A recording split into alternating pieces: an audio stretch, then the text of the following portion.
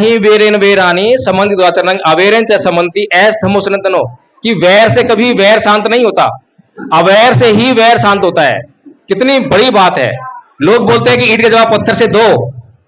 किसी ने आपको गाली दी तो गाली दो, उसे मारो, उसे पीटो, यही तो प्रक्रिया चल रही है। This is the practice in our life, in our daily life. जब से हम पैदा हुए हैं इसी बात का हमने अभ्यास किया है। कभी इसके विपरीत जाके सोचा भी नहीं है। कभी हमने सोचा भी नहीं है कि कोई मुझे गाली दे तो मैं गाली नहीं दूं। कभी सोचा है किसी ने? तो हम बौद्ध कैसे हैं? हम तो हिंदू ही हैं। एक हिंदू ही सोचता है इस तरह की बात है, वही लड़ने मरने की बात करता है। लेकिन मोदी जी भी जब चीन उन्हें आंख दिखाता है तो उन्हें बुद्ध की बात याद आती है। तब वो कृष्ण जी की बात याद नहीं करते। वो नहीं कहते कि चीन अधर्मी है, चीन ने पाप किया है, चलो दागो मिसाइलें करो हमला, नहीं कहते, क्योंकि जानते हैं कि हमला करने के दुष्परिणाम होंगे। लेकिन कोई व्यक्ति, मेरा पड़ोसी बौद्ध बने या ना बने, लेकिन बुद्धिज्म की बात को जरूर मानने लग जाए, भगवान बुद्ध की बात को तो स्वीकार कर ले कि मुझे अहिंसा से जीवन जीना है, हिंसा से मेरा भला होने वाला नहीं है।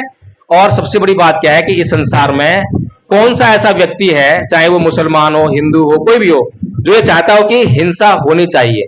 कोई है क्या? चाहते हैं। अगर ना चाहते तो ये युद्ध क्यों हो रहा होता? इजराइल और ईरान का युद्ध हो रहा है, पीछे यूक्रेन और रूसिया का युद्ध हुआ, चाइना दिखाता है। ऐसा क्यों होता है? क्योंकि व्यक्ति जो है दोहरा मापदंड रखता है, अपने लिए कुछ और व्यवहार और दूसरों के लिए कुछ और।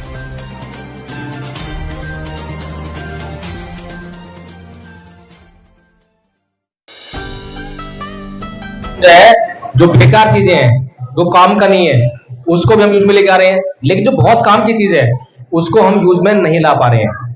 कारण ये है कि हम जानते ही नहीं है। जैसे कि हमारे साथ में आचार्य है, सुजाता जी हैं, धम्मपद से जुड़ी, और उन्होंने वो कोर्स किया, कंप्लीट किया, और आचार्य का उन्होंने जो है पद प्राप्त कर लिया, तो आचार्य बन गए। आचार्य जरा इधर आइए एक बार।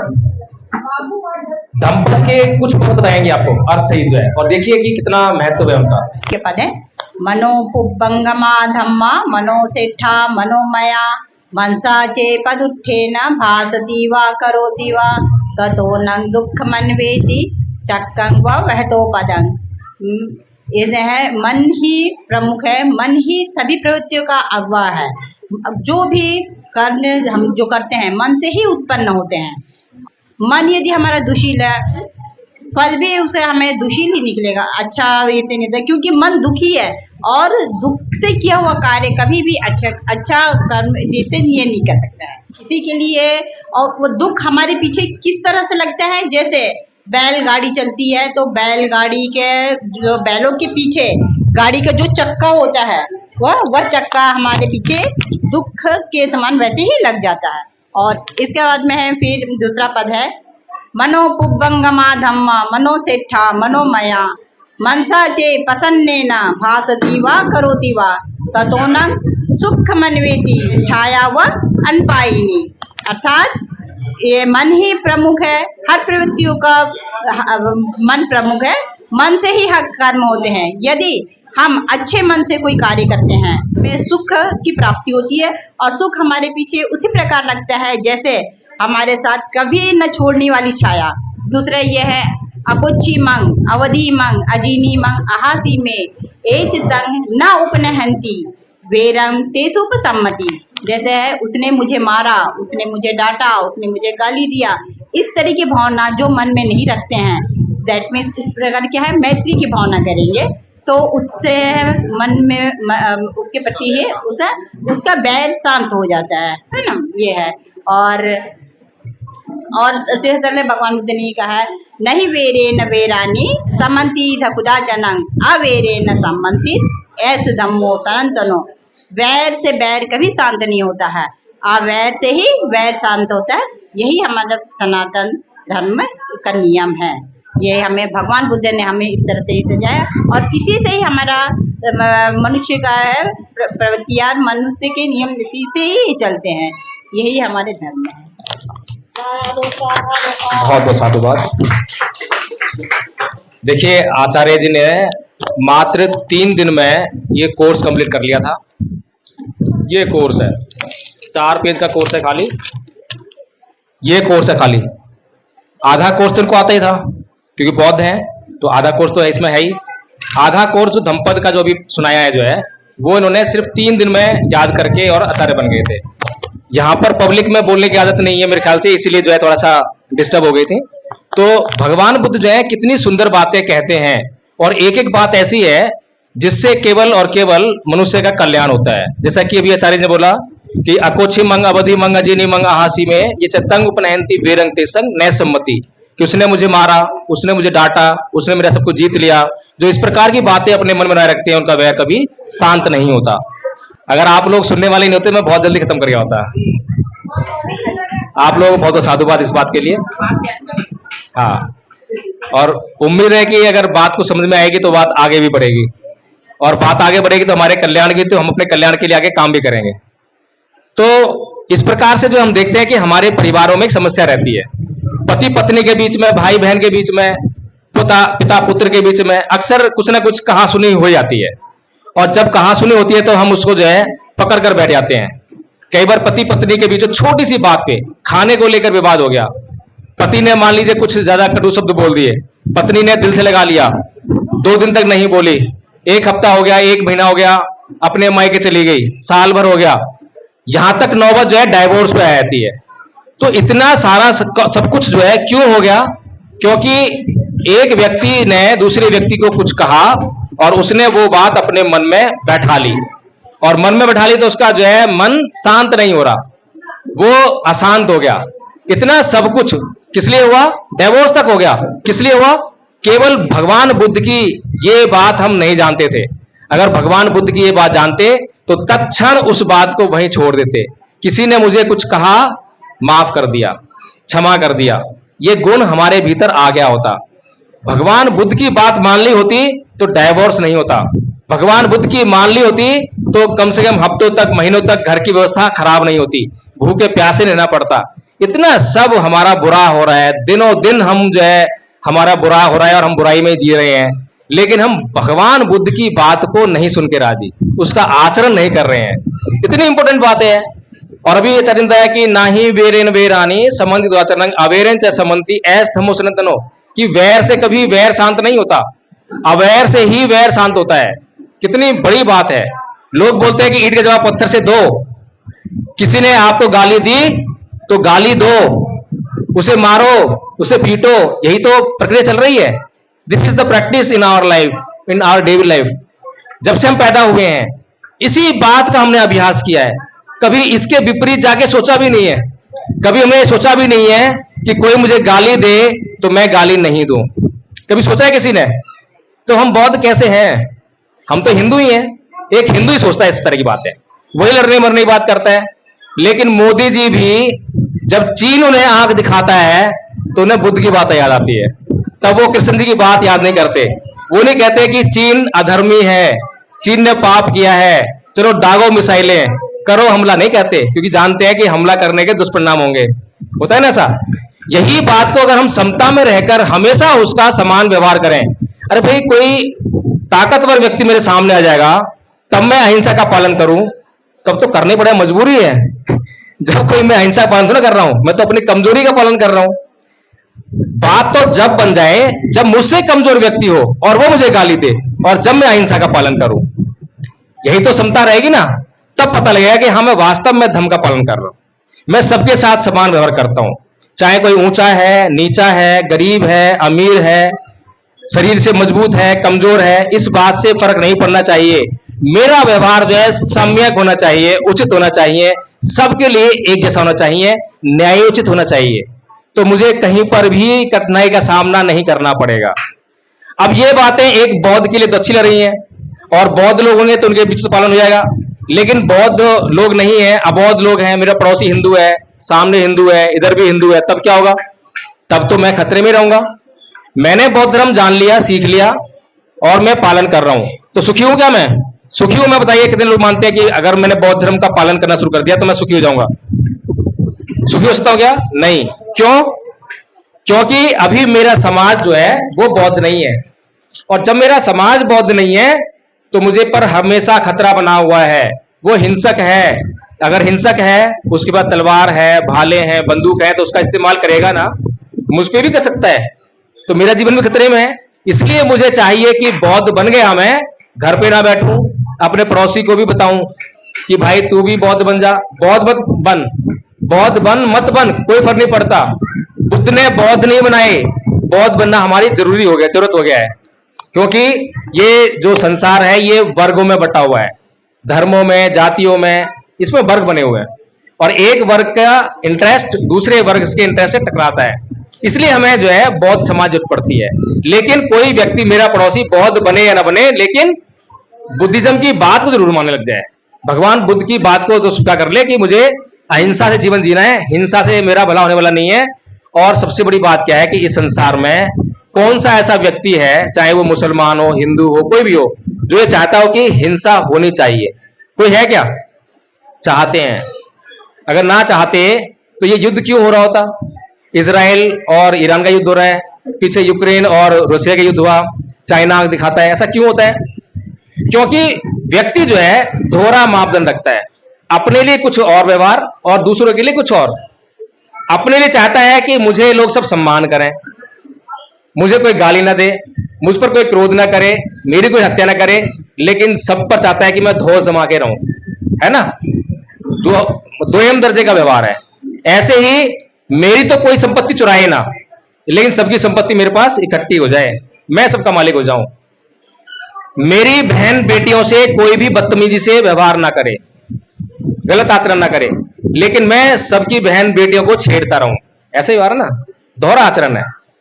मैं, मुझसे कोई झूठ ना बोले, लेकिन मैं सबको बेवकूफ बनाता रहूं। मैं तो कितनी भी दारू पीऊं, नशा करूं, लेकिन कोई जो है संसार में नशा ना करे, प्रमाद ना करे, सब जो है बिना आलस के अपना मेरी सेवा में लगे रहें। ऐसा हम जो है दोहरा आचरण करते हैं, चाहते हैं। इसीलिए समाज जो है अशांत है।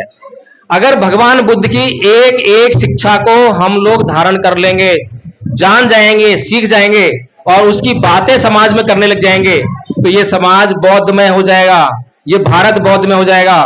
और बौद्धमय भारत में किसी को कष्ट नहीं है, ना किसी मुसलमान को, ना किसी हिंदू को, ना किसी ईसाई को, किसी को परेशानी नहीं है। लेकिन हिंदू राष्ट्र होगा तो बाकी के धर्मों को कष्ट होने वाला है, मुस्लिम राष्ट्र हो जाएगा तो बाकी के धर्मों को कष्ट होने वाला है। कोई भी राष्ट्र बना के देख लो, सबको कष्ट हो जाएगा बाकी के लोगों को। और केवल भगवान बुद्ध का धर्म ऐसा है संसार में जिसका प्रचार और प्रसार केवल अहिंसा के बल पर हुआ है। आज तक एक आदमी को भी धमकी देकर बौद्ध नहीं बनाया। लेकिन क्या अन्य धर्मों के साथ में ऐसी बातें हैं? क्या हिंदू लोग अपना प्रचार जो कर रहे हैं वो हिंदू धर्म के अंदर गुण के आधार पर प्रचार कर रहे हैं क्या? नहीं, ध्वस्त पट्टी, बड़ा जबरदस्त प्रचार, यहां झंडे लगाओ, वहां झंडे लगाओ, सबको बताओ, है ना? ये प्रचार चल रहा है। धर्म क्या है पता ही नहीं है, धर्म के नाम पर कुछ नहीं है उनके पास, खोखला है। ईसाई धर्म ने इतिहास आगे देखो कितनी हत्याएं करी हैं, कितने यहूदियों को मार डाला। मुसलमानों को अभी देखे रहे हो, तालिबान क्या है, जिहाद क्या है, हिंसा से भरा हुआ खूनी हिंसा है। तो ये धर्म के नाम पर केवल और केवल मुझे आडंबर दिखाई देते हैं।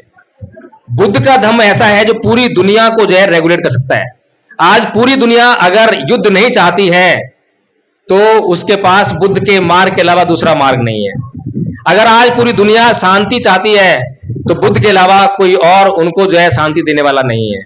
लेकिन समस्या बौद्ध बने हुए हैं, क्योंकि बौद्ध लोग खाली अपने नाम के आगे बौद्ध लगा के और दुनिया में घूम रहे हैं, ढिंडोरा पीट रहे हैं, हम बौद्ध है, बौद्ध है। बौद्ध है ही नहीं।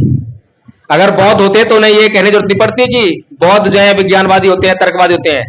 जब मैंने वाणी इस्तेमाल की है, बताइए उसमें कहां पर पाखंड अंधविश्वास है?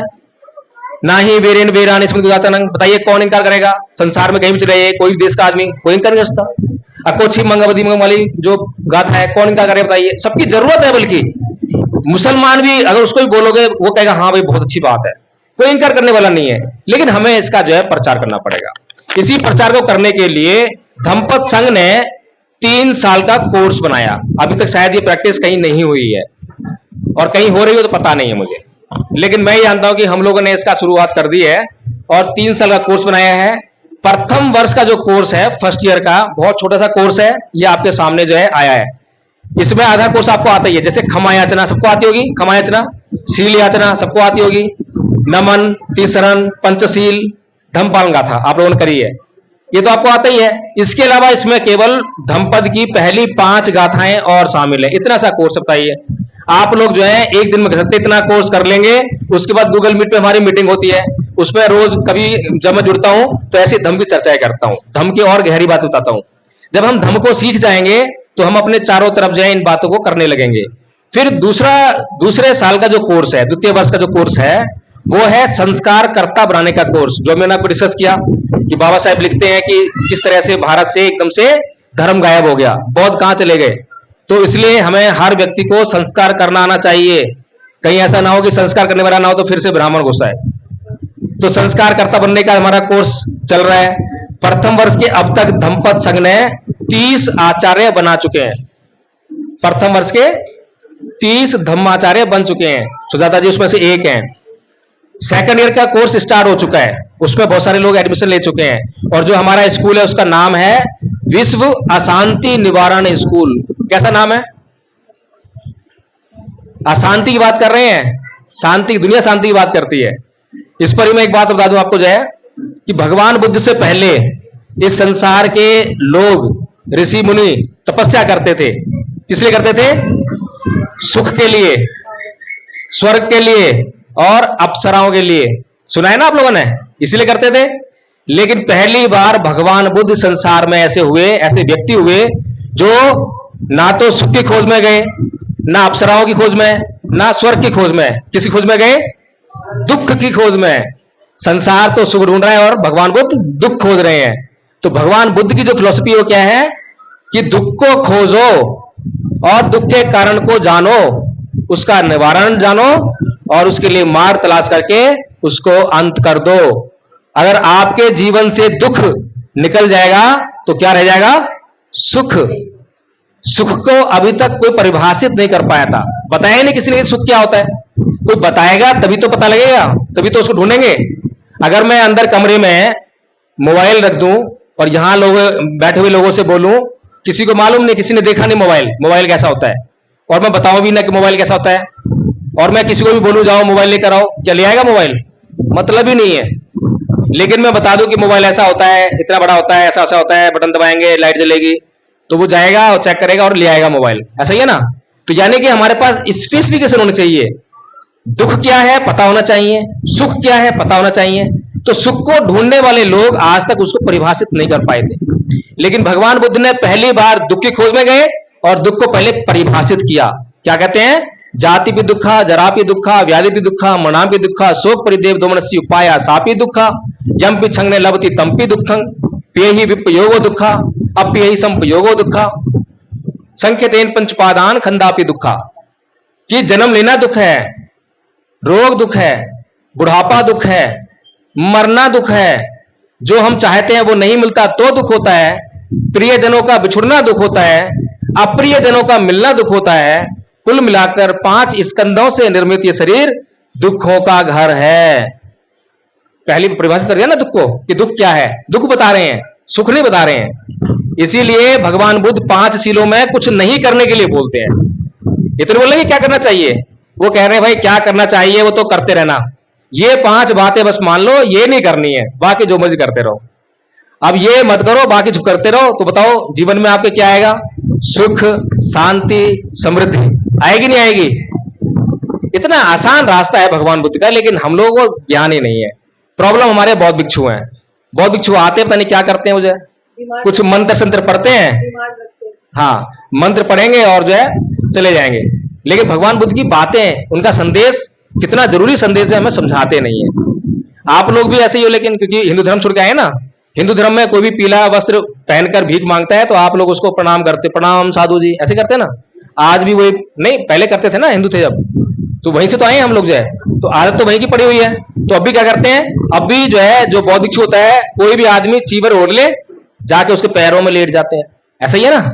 ये नहीं देखते कि ये बौद्ध भिक्षु है या नहीं है। भगवान बुद्ध धम्पद में कहते हैं कि यो च वंत कस्सावा सीले सुषमाए तो उपे तो दम सच्चे सैव कासा बम रहती। जो सत्य का पालन नहीं करता, सील का आचरण नहीं करता, संयम से युक्त नहीं है, वह कासा वस्त्र को धारण करने का अधिकारी नहीं है। लेकिन ये तो तब आप सोचोगे ना जब आपको जानकारी होगी, आपको पता होगा, जब भी तो आप जांच करोगे उसकी। आप खुद ही अंधकार में हो। अंधे को अंधा मिल गया है, अंधे को अंधा मिल गया, तो फिर कैसे जांच होगी? तो इसीलिए जो है धम्मपद संघ आपको आंखें देने का काम कर रहा है, आपको बताने का काम कर रहा है कि क्या धम्म है, किस गुरु की शरण में जाना चाहिए, किस बौद्ध भिक्षु को दान देना चाहिए, क्या दान देना चाहिए। तो इसलिए जो है धम्मपद संघ आपको यहां पर इस मीटिंग के माध्यम से, आदरणीय आचार्य सुजाता जी के माध्यम से आपको इनवाइट करता है। रोज गूगल मीट चलती है और हमारी पहले गूगल मीट चलती थी सुबह 5:30 से 6:30 बजे 1 घंटा और शाम को 9 बजे से 10 बजे तक 1 घंटा।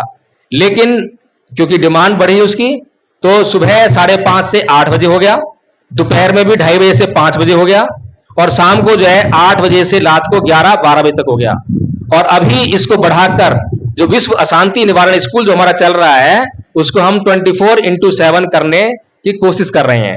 अभी हमारे पास केवल 30 आचार्य हैं। जब आचार्यों की संख्या बढ़ जाएगी तो हम जो है किसी भी आचार्य से कहेंगे कि भाई आप आधा घंटे तक ये गूगल मीट पर आइए और शिक्षण कीजिए, सिखाइए लोगों को जो है ये, तो किसी को भी असुविधा नहीं होगी।